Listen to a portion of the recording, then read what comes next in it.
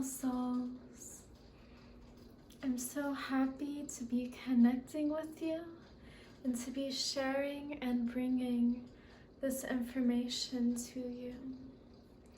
I send so much love to you, and I hope that this information impacts your life in a positive way. Thank you. My intention for this video is to bring you information that I've researched recently that has changed my perspective and enriched my perspective in daily spiritual practice. So we all know about morning routines and how they can bring more balance in our life and help us achieve our goals. But sometimes it can be difficult to keep up with these routines, and this perspective has really helped me ground into the importance of having a spiritual routine.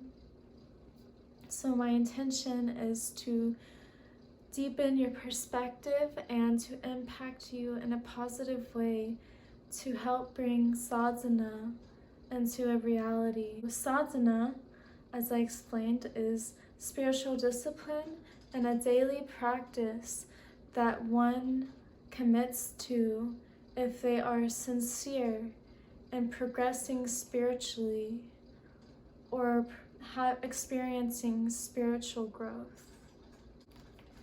So I spent a bit of time researching translations of sadhana, and among many cultures there are different definitions or translations.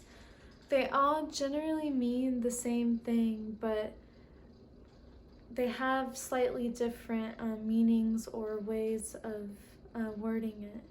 So the favorite one that I found was one from a sub-religion in Hinduism called Shivaism. And this is the definition that I found. Sadhana is a magical procedure to invoke realization of unsurpassed pleasure. It is the initiation for the purpose of purification on the cosmic path for those who seek the fruit of enjoyment and liberation. And again, sadhana is spiritual discipline, something that one commits to on a daily basis if they are sincere about spiritual growth. Now, sadhana, or your daily spiritual practice, can be completely yours and should be completely yours, something that is personal to you and meaningful to you, that helps you reach your personal goals spiritually and help nourish and bring love into your life. But today I am going to go more into the traditional and yogic roots of sadhana, because I feel like this information can be helpful in creating your personal daily practice. And even if you don't apply all of it, it is still something I feel that is helpful to keep in mind. So now that we've gone into what sadhana is, I would like to explain traditionally what time sadhana starts. So traditionally, sadhana or sadhana, sadhana, sadhana. Sorry, I was trying to learn how to pronounce this before this video, so sadhana traditionally begins 2.5 hours before sunrise. So this is very early, but there's a reason for it. So according to Ayurveda, between 2 and 6 a.m. is vata time. This time is ruled by the elements of space and air. So if you wake up during this time, it leaves you feeling more energized, clear. It's a good time to do mental exercises and practices and things that help energize your energetic field and your body. It is said that when you wake up after 6 a.m. during kapha time, this time is ruled by the elements of earth and water. So because the earth element is heavier, it can leave you waking up feeling sluggish and heavy. Not only that, but when you wake up before sunrise, you're waking up before a lot of the world. So there's just a sense of clearness, clarity, and peace that comes during this time. So the reason why Sadhana starts 2.5 hours before sunrise and also lasts 2.5 hours is because 2.5 hours amounts to 1/10 of your day. So what this does, or what it is said to do, is to balance the karma throughout your entire day. It goes by the principle of whatever you give, you get back tenfold. So if you start your day powerfully, giving as much love and intention and power to your practice, that is such a powerful way to start your day, and it reflects through the rest of your day. It helps balance or neutralize any negative thoughts or negative happenings in your day. So this is very powerful because we all know that how we start our day really does set the tone for the rest of the day. So if you're always starting your day out positively and powerfully, full of love and intention, this can completely change the game. Because sadhana starts 2.5 hours before sunrise, traditionally, you would actually need to wake up before then. This is to prepare for sadhana. So what this usually means is getting out of your pajamas, taking a cold shower to wake up and purify the body, and then putting on traditionally white clothing because it is said to purify and amplify the auric field. Now, I know this sounds like a lot, but just keep in mind that this is the traditional way of doing it, and it resonates with me a lot, and I can see why it is so powerful. Now, if this is like way too much for you, that's okay. Again, you want your sadhana to be something that is meaningful for you and impacts you positively. So don't overwhelm yourself, just do what is best for you. But if you can, commit to trying out these things. You might find that it really impacts your life in a positive way. The time that you wake up for sadhana is also known as Amrit Vela time. And apparently this is when the sun is at 60 degrees. And it is known to be the time where you have supercharged results. So this is ancient knowledge. And a lot of this ancient knowledge has been forgotten in our society. So I feel like it can be really amazing to reconnect with this. Now, in Kundalini yogic terms, the full name is Aquarian Sadhana. And it is named that because we are in the Aquarian age astrologically, and it's said that this practice helps carry us through the Aquarian age and help us step into the next level of consciousness to help awaken humanity. So traditionally, there's 4 parts to sadhana. 1 is the just preparation for it, and then 2 is something called the Sikh prayer. I'm not sure if I pronounced that right, but it is basically reciting a poem out loud called the Japi. And apparently it takes about 30 minutes to recite this poem. So it's a bit long, and it's something you memorize. I have not practiced it yet, but it would be interesting to practice to see how this impacts your vibration and your energy. It is said to govern frequencies of alignment.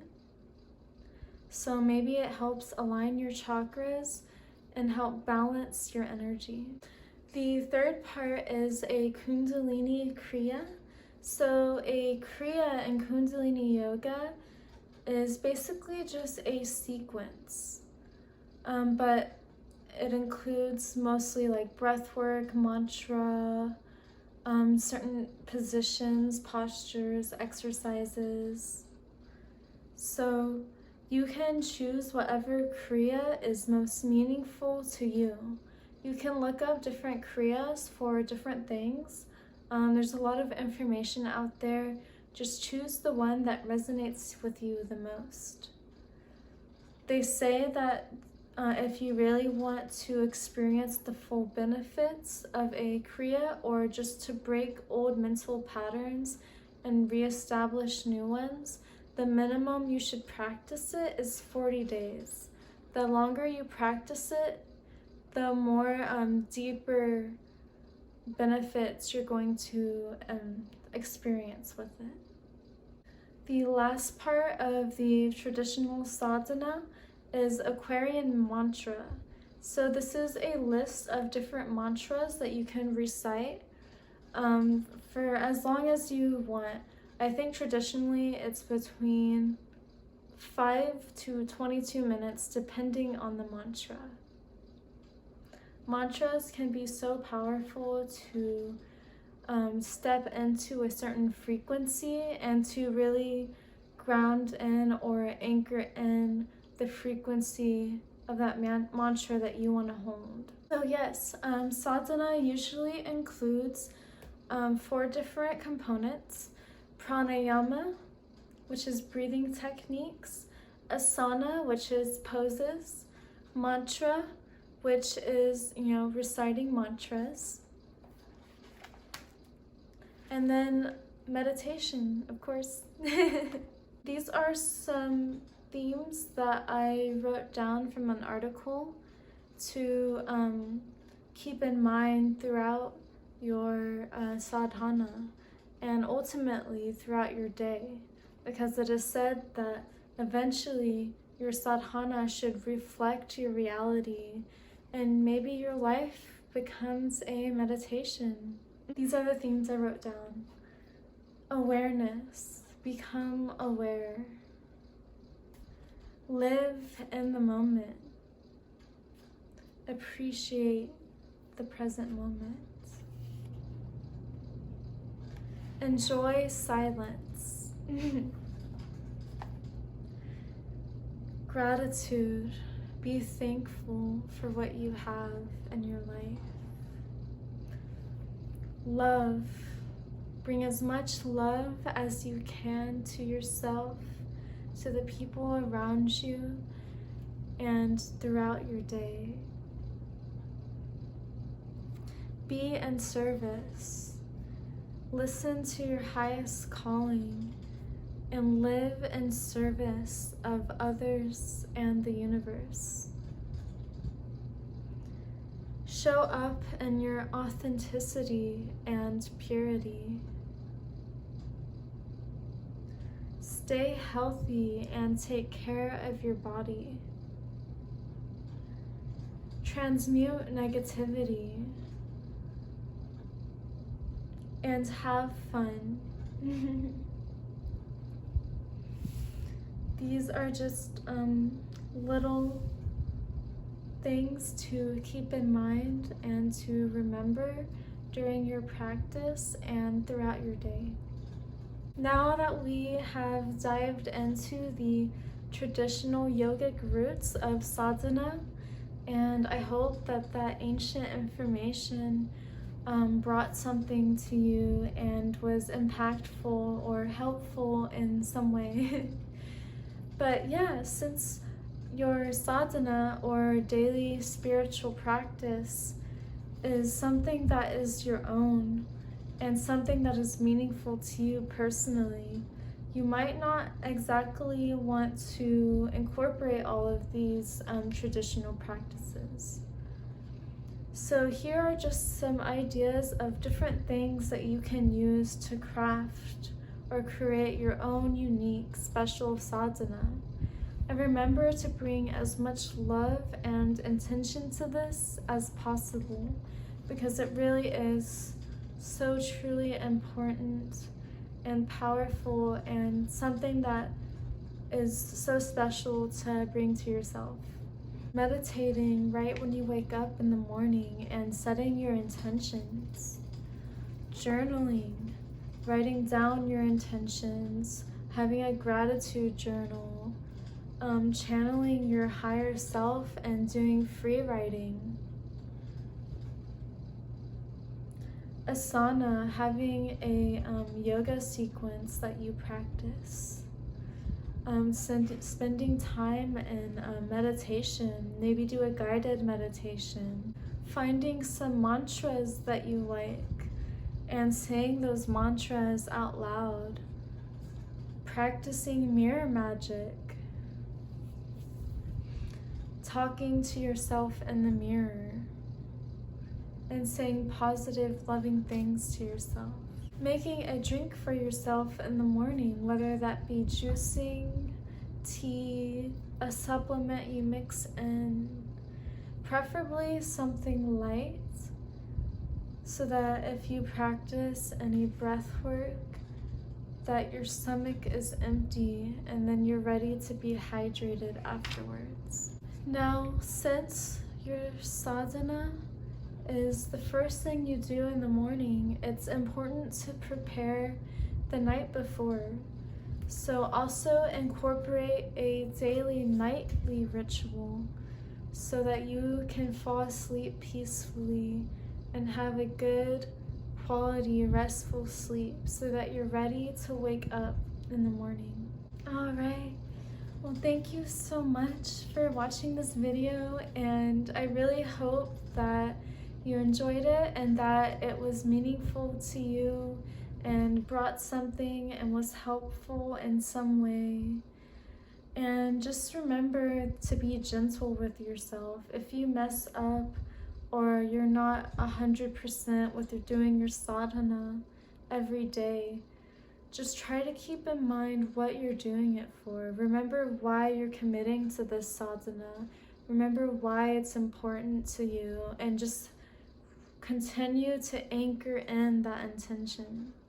And if you do mess up, don't beat yourself up over it. You know, this is not what we're here to do. We're not here to bring ourselves down. We're here to nourish ourselves and bring love to ourselves and to our life. So yeah, thank you so much. Again, I hope you enjoyed this video. And yeah, I love you guys so much, and have a beautiful day or night or whatever time it is for you. Namaste.